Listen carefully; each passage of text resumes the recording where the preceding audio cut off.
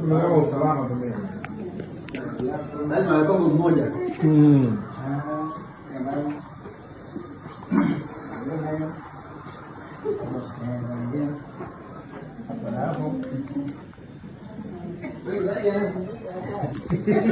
Hapo utapoa sasa.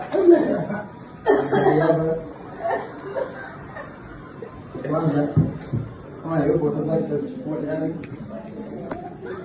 Hapa kwanza na vima je. Kazabu na je. Ana vima je.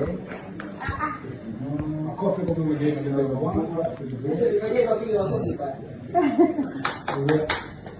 Ndio sababu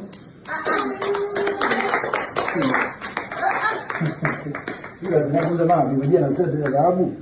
Napenda, kwa nini sipende? Asante sana, ubarikiwe. Haya sikutaka kuuza swali lako ndugu yangu. Wewe mambo picha au picha? Mimi nimepicha hivi kwa tena jamani. Sema anaziona. Wadi zangu hizo. Hii hapa nyingine inafuata bishani.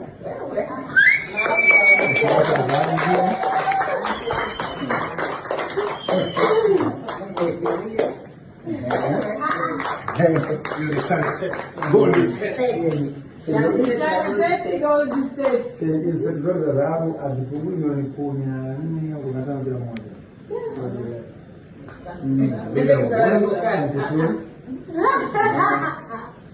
Katika kuchagua pale tulikuwa tuko na kuangeka pamoja. Chagua tuko pamoja. Hapa ya. Yes na. Kwa na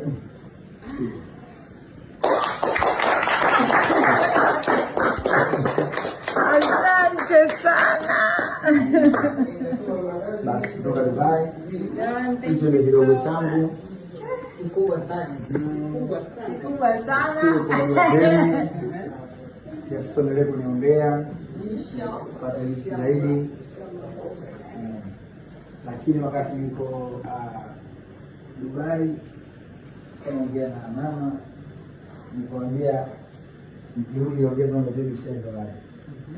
Anaambia kwa nini? Ndio bishani ndio bingwa zawadi. Naweza kaja taka ita pipi kila mtu. Yaani kafia lazima tulete zawadi. Lazima tulete. Nasema kike kisafiri na msahau. Nikasema amri Mungu anijalie nikienda leo zawadi na leo nimeteseka zawadi. Basi.